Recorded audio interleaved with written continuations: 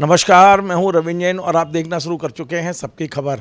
मध्य प्रदेश सरकार ने मध्य प्रदेश में पत्रकारों की सुरक्षा के लिए कानून बनाने की घोषणा की है, जिसे पत्रकार सुरक्षा कानून का नाम दिया जा रहा है। और इस कानून के बनाने से पहले एक समिति का गठन किया गया है। मध्य प्रदेश के गृह विभाग के अतिरिक्त मुख्य सचिव की अध्यक्षता में कमेटी बनी है, जो इस कानून का प्रारूप तैयार करेगी, उसके लिए नए नए सुझाव भी लेगी और एक पूरा ढांचा तैयार होगा। इस कमेटी में मध्य प्रदेश के वरिष्ठतम पत्रकार श्री महेश श्रीवास्तव जी को रखा गया है। आज हमारे साथ महेश श्रीवास्तव जी हैं, जो लंबे समय तक दैनिक भास्कर में रहे हैं। इसके अलावा मध्य प्रदेश गान उन्होंने लिखा है और मध्य प्रदेश के पत्रकारों के पितामह भी हम कह सकते हैं। लंबा अनुभव है, पिछले 50 साल से पत्रकारों की हर समस्या की जानकारी उनको है। वो इस जो नया कानून है, प्रस्तावित कानून है, उसे तैयार करने में अहम भूमिका निभाएंगे। आज महेश जी हमारे साथ हैं, हम उनसे जानने की कोशिश करते हैं पत्रकारिता की परिभाषा क्या है, कौन पत्रकार होगा, किस तरह का कानून होगा। आपका बहुत बहुत स्वागत है भाई साहब। किस तरह का ये जो कानून बनाने जा रहे हैं, आपको तो सारा पता है कि पत्रकार, बेसिक पत्रकार कौन है और किसे सुरक्षा की आवश्यकता है। देखो, सब में पहली बात तो ये है कि पत्रकार कौन है और कौन नहीं है, इसकी पहचान हमें करना पड़ेगी। और ये पहचान जो है, उसका दायित्व रहेगा मुख्य रूप से मध्य प्रदेश के जनसंपर्क विभाग पे, क्योंकि उसी को सारी जानकारियां रहती हैं। मगर दूसरी बात उसके साथ साथ ये है कि आज सोशल मीडिया के ज़माने में, जबकि पत्रकारिता का क्षेत्र भी बहुत व्यापक हो गया है और हर आदमी एक प्रकार से पत्रकार बन गया है, उनमें से पत्रकारिता करने वाले मुख्य लोगों को छांटना, प्रमुख लोगों को छांटना, ये एक बात होगी। दूसरी बात ये है कि जो पत्रकार है भी और पत्रकार माना नहीं जाता है, उस व्यक्ति की हमें तलाश करना होगी। कई हमारे यहाँ ऐसे पत्रकार हैं जो क्षेत्रीय स्तर पर काम कर रहे हैं, जिला स्तर पर काम कर रहे हैं, ग्रामीण स्तर पर काम कर रहे हैं, और जो नियमित रूप से कई वर्षों से दैनिक समाचार पत्रों को अपने समाचार भी भेज रहे हैं। किंतु होता क्या है कि कई कारणों से, जैसे मजिस्ट्रेट आयोग आया था, उसके बाद भी कई लोगों को पत्रकार नहीं माना जाने लगा है। कुछ लोगों को अंशकालिक मान करके मान लिया जाता है, कई लोगों को कार्ड नहीं दिया जाता है, किंतु उनसे काम लिया जाता है। अब वो लोग जो बिना कार्ड के या अंशकालिक होकर भी अपना काम कर रहे हैं और पूरी ईमानदारी से पत्रकारिता को एक प्रकार का धर्म मान के काम कर रहे हैं, उन लोगों की स्थिति क्या होगी और उन लोगों के बारे में किस प्रकार विचार किया जाना चाहिए। क्योंकि सर्वाधिक सुरक्षा की आवश्यकता या तो जिला स्तर पर या जिले से नीचे के स्तरों पर होती है, क्योंकि सब में ज़्यादा खतरा उन्हीं लोगों को रहता है। बाकी जो हैं शहरों में काम करने वाले पत्रकार जो हैं, वो तो अपेक्षाकृत सुरक्षित रहते भी हैं और प्रायः उनको सुरक्षा की इतनी आवश्यकता पड़ती भी नहीं है। अब होता यह है कि मान लीजिए, ये होता क्यों है, किसी भी पत्रकार के खिलाफ जो कार्रवाई होती है वो पुलिस करती है, और पुलिस कार्रवाई किन किन लोगों के शिकायतों पे करती है। या तो वो अधिकारी होगा या वो कर्मचारी होगा जो कोई भ्रष्टाचार कर रहा है और उसने समाचार दिया है, उसके प्रति अन्याय किया जाएगा। उस पहले तो व्यक्ति स्वयं कोशिश करेगा कि इस पत्रकार को किसी प्रकार दबा दिया जाए, फिर वो नहीं होता है तो शिकायत करके वो पुलिस के माध्यम से उसको करवाना चाहेगा। तो एक तो वो बात होती है। दूसरे वो लोग होते हैं जो चाहे राजनीति में हों, चाहे धनिक लोग हों या कोई व्यवसाय करते हो, मेरा मतलब है। तो वो लोग क्या है कि यदि उनके खिलाफ कोई चीज़ चली जाती है, चाहे वो कितनी ही सत्य हो, वो दबाने की चेष्टा करते हैं और किसी भी प्रकार से पुलिस का माध्यम भी वो लेते हैं। तो ऐसी स्थितियों से बचने के लिए सब में पहली प्राथमिकता और सब में पहली बात तो ये होगी कि यदि कोई पत्रकार है, वो थोड़ा भी काम कर रहा है, चाहे यूट्यूब चैनल पर कर रहा हो, चाहे किसी छोटे अखबार में कर रहा हो, यदि उसकी गुणवत्ता है, यदि उसकी निष्पक्षता है और पत्रकारिता को धर्म मान करके वो समाज के हित में काम कर रहा है, तो पहले तो उनकी पहचान करना पड़ेगी। और जब हम उनकी पहचान, देखना पड़ेगा कि उनकी सुरक्षा किस प्रकार से हो। आज तो स्थिति यह है कि जो पत्रकार है, हॉकर भी अपने को पत्रकार कहने लगता है। कोई आप देखिए कि सर्कुलेशन में काम करने वाला भी पत्रकार अपने को बताने लगता है, किसी अखबार के सर्कुलेशन में काम करने वाला।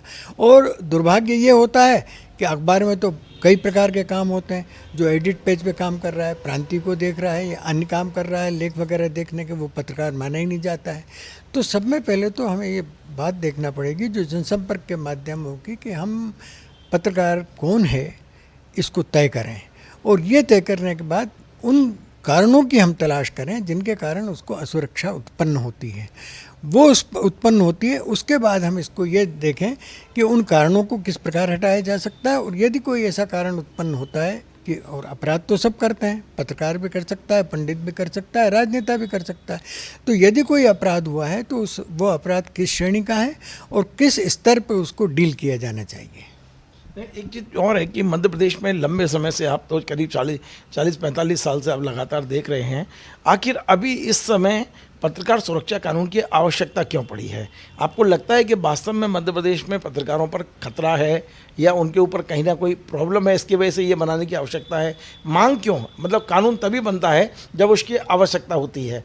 अभी तक बगैर कानून के भी चल रहा था, आप महसूस कर रहे हैं कि ये कानून बहुत आवश्यक है अभी मध्य प्रदेश में, और इसकी आवश्यकता क्यों है? देखिए, इसमें दो बातें हैं। इस प्रकार का मुझे जहाँ तक स्मरण आता है कि 2010 में भी सरकार ने कुछ इस प्रकार के नियम जारी किए थे कि पत्रकारों पे किस प्रकार की यदि धाराएं लगी हैं तो किससे पूछा जाना चाहिए, कैसे किया जाना चाहिए और उनको किस प्रकार सुरक्षा दिए जाना चाहिए। तो केवल ये कि आज ही इस बात की ज़रूरत महसूस हुई हो या पत्रकार संघों ने या पत्रकारों ने इस प्रकार की मांग आज ही की हो, ऐसा नहीं है। जहाँ तक इस बात का सवाल है कि पत्रकारों की सुरक्षा अन्य प्रांतों की तुलना में क्या किस प्रकार की स्थिति है, तो निश्चित रूप से अन्य प्रांतों की तुलना में जैसे सांप्रदायिक हिंसा की बात होती है, जैसे अन्य बातें होती हैं, उसी प्रकार पत्रकारों की सुरक्षा उतनी आवश्यक नहीं है। मगर पत्रकारों पर आक्रमण यहाँ भी होते हैं और पत्रकारों को फंसाने की चीज़ें यहाँ भी होती हैं। तो इसमें कोई दो मत नहीं है कि यदि ये बनता है तो ये एक अच्छा कानून बनेगा। और ये शायद इसलिए कि पत्रकारों की मांगों को हाल ही में मुख्यमंत्री ने स्वीकार कर लिया था और उसको त्वरित निर्णय लेते हुए उन्होंने समिति का गठन किया है और इसकी अवधि भी शायद 2 माह में अपनी रिपोर्ट भी देना है। तो ये एक अच्छा कदम है जो कि पत्रकारों के हित में होगा और जो रिपोर्ट आएगी उससे पत्रकारों को सुरक्षा प्राप्त होगी। देखिए, एक बात और है कि पत्रकारिता में भी कोई योग्यता होना चाहिए।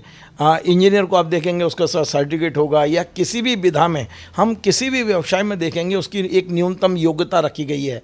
लेकिन पत्रकारिता में कोई योग्यता नहीं है तो आप इस पर भी बल देंगे कि कम से कम कुछ ग्रेजुएशन हो, पोस्ट ग्रेजुएशन हो, वो MJ हो, BJ हो, कुछ तो योग्यता हो। अब हम ये देख रहे हैं कि बगैर पढ़े लिखे जो कुछ नहीं कर सकते हैं वो एक किसी अखबार का कार्ड बनवा के घूमते हैं, गाड़ी पर प्रेस लिखवा लेते हैं और अपने आप को पत्रकार बनाने की कोशिश करते हैं। इस पर कैसे प्रतिबंध लग सकता है? या आज हम यदि पत्रकारों की सुरक्षा कानून की बात कर रहे हैं तो पत्रकारिता के क्षेत्र में जो अनवांछित हैं उन्हें बाहर करने का भी तो कोई वो होना चाहिए, कोई मैकेनिज्म होना चाहिए। देखो, हमारे लोकतंत्र में ये स्वयंभू चौथा स्तंभ है। स्वयंभू मानता हूँ मैं इसे, ये स्वयंभू चौथा स्तंभ है। एक स्तंभ हमारे यहाँ विधायिका भी होती है। अब आप यदि विधायिका में ये प्रतिबंध नहीं लगाते हैं कि भाई कोई ग्रेजुएट होगा तभी विधायक बनेगा, कोई MA होगा तभी MP बनेगा, तो आप ये कैसे कर सकते हैं कि अपने स्वयं की प्रेरणा से कोई काम करने वाला पत्रकार, उसके साथ आप डिग्री का बंधन कैसे लगा सकते हैं? एक पॉइंट। दूसरी बात यह है कि जिस ज़माने में हमारे यहाँ जो पत्रकारिता होती थी वो राष्ट्र के लिए होती थी, चेतना जागृत करने के लिए होती थी। हमारे यहाँ जो पत्रकारिता होती थी वो हमारी कुरीतियों को दूर करने के लिए होती थी। हम में एक नया ओज और नया समाज बनाने की चेतना जागृत करने के लिए होती थी। वो कहीं ना कहीं कुछ अंश में, चाहे वो आप उसको 1% भी मान लें, कुछ लोगों में अभी बनी हुई है जिन्हें हम पत्रकार कहते हैं। मगर ज़्यादा से ज़्यादा पत्रकार जो हैं और ज़्यादा से ज़्यादा जो लोग इसमें शामिल हो गए हैं, वो उसका मुख्य कारण यह है कि पत्रकारिता शुद्ध रूप से आज एक व्यवसाय बन गई है। और जो व्यवसाय होता है उसमें गुण नहीं देखे जाते, उसमें लाभ और हानि का सिद्धांत देखा जाता है। तो जब बड़े स्तर पे ये सब हो रहा है तो आप छोटे स्तर पे काम करने वाले लोगों से कैसे अपेक्षा करेंगे कि वो उच्च मानदंडों के पालन करें? उनके पास बहुत ज्ञान होना चाहिए, उनके पास डिग्री होना चाहिए। आपके पत्रकारिता विश्वविद्यालय को बने कितने साल हुए? उसके पहले क्या पत्रकार नहीं होते थे? उसके पहले भी लोग पत्रकार होते थे, मगर प्रायः उसमें जो साहित्य में रुचि रखने वाले होते थे, लिखने वाले होते थे और जिनके कुछ जीवन के उद्देश्य हुआ करते थे, जिनके कुछ संकल्प हुआ करते थे और जो कुछ करना चाहते थे अपने लेखन के माध्यम से, वो हो करते हैं। आज स्थिति ये हो गई है कि आज यदि कोई, अभी आप देखिए कि वो नया जो गठबंधन बना है इंडिया नाम का, उसने कई हमारे जो चैनल हैं उनके एंकर्स को उसने बहिष्कार कर दिया है। अब ये उसका कहना ये है कि एक पक्ष लेते हैं और उसी पक्ष का प्रचार करते हैं।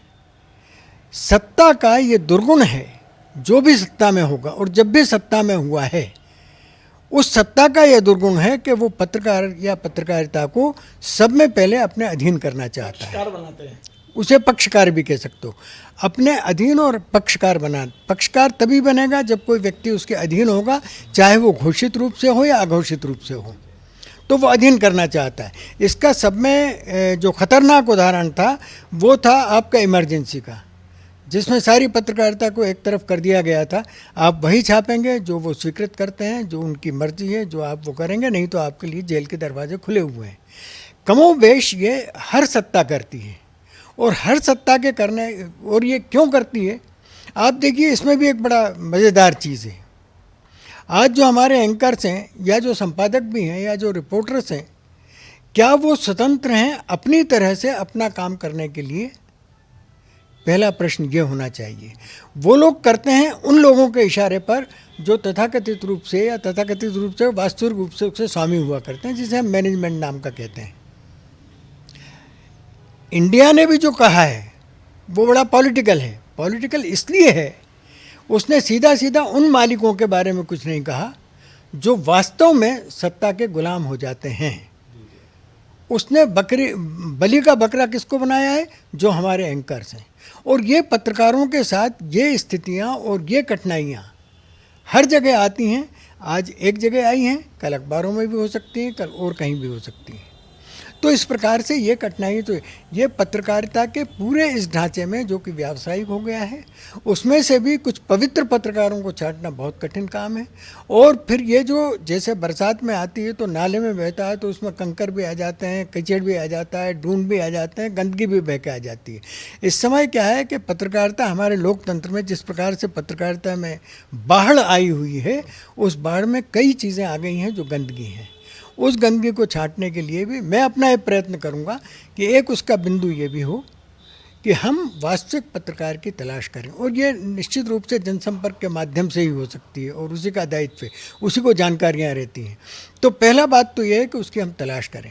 दूसरी बात हमें ये देना चाहिए कि यदि कोई सच्चा पत्रकार है, अच्छा पत्रकार है, चाहे उसको आपने किसी दूसरे ने मान्यता दी हो या नहीं दी हो, उसके अखबार ने मान्यता नहीं दी हो तो भी बात अलग है, मगर किंतु यदि उसकी रिपोर्ट्स ऐसी हैं जो समाज के हित में है, जो राष्ट्र के हित में है, और जिसमें निष्पक्षता झलकती है, जो किसी उसका नहीं है, तो उसको भी तलाश करके हमें संरक्षण देना चाहिए। एक आखिरी सवाल है कि आप पूरे मध्य प्रदेश के पत्रकारों का प्रतिनिधित्व करने वाले हैं, इसमें जो कानून बनने वाला है, तो क्या तमाम ऐसे पत्रकार होंगे जिनके दिमाग में होगा कि इस कानून में ये भी शामिल हो जाए तो अच्छा है?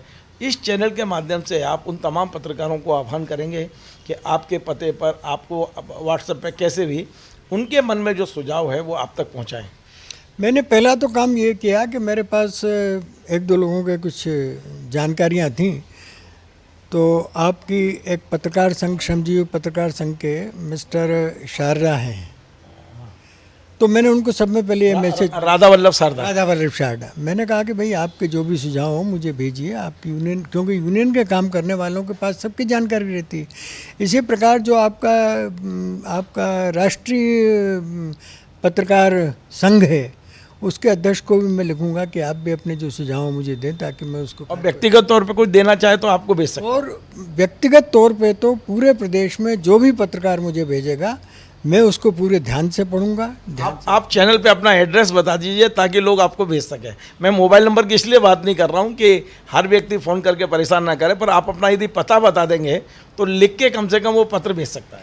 वो 7 पत्रकार colony, Bhopal, link road number 3, Bhopal. और भोपाल में ये जो यहाँ का है पिन कोड नंबर 462003, इस पे कोई भी मुझे भेजेगा, मैं उसको पूरा अध्ययन करूँगा, और जो भी मुझे उचित लगेगा मैं समिति में रखने की कोशिश करूँगा। बहुत बहुत धन्यवाद। तो आपने महेश श्रीवास्तव जी, जो इस समय राज्य सरकार जो पत्रकार सुरक्षा कानून ला रही है, उसका ड्राफ्ट बनाने के लिए जो कमेटी बनी है उसमें आपको शामिल किया गया है।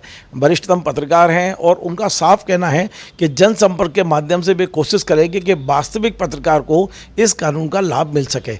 आपको हमारा ये कार्यक्रम पसंद आए, आप इसे शेयर करें, लाइक करें, कमेंट करें, और आपसे फिर से बार बार निवेदन है, हमारे इस चैनल को सब्सक्राइब अवश्य करें। धन्यवाद।